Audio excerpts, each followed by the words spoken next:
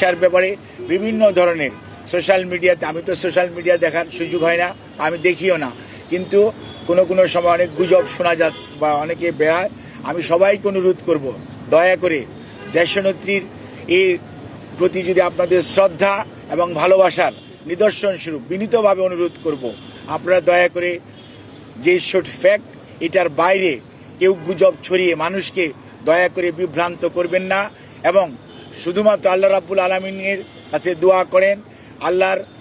অশেষ সহমতে সব সময় উনি এসছেও প্রতিকূল অবস্থা থেকে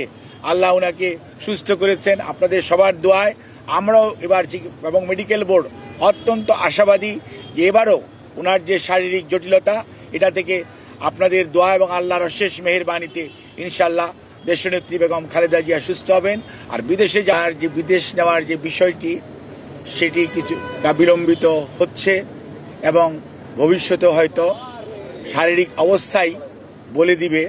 যে ওনাকে কখন বিদেশে চিকিৎসার জন্য নিয়ে যাবে অথবা নিয়ে যাওয়া হবে। আমাদের ভারপ্রাপ্ত চেয়ারম্যান সার্বক্ষণিকভাবে জনাব তারেক রহমান সাহেব এটি যেমন তদারকিও করছেন এবং এই ব্যাপারে চিকিৎসকদের মতামতকেই উনি সবচেয়ে বেশি অগ্রাধিকার দিচ্ছেন,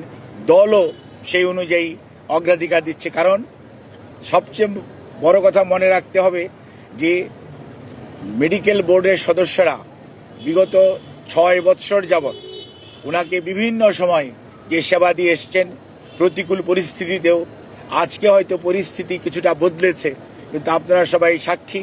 কি অবস্থার মধ্যে দিয়ে আমাদেরকে বিগত 6টি বৎসর পার করতে হয়েছে। কাজে এই অবস্থার মধ্যে মেডিকেল বোর্ডের সদস্যরা অত্যন্ত দৃঢ়তার সঙ্গে এবং অত্যন্ত প্রফেশনালি দে আর হ্যান্ডলিং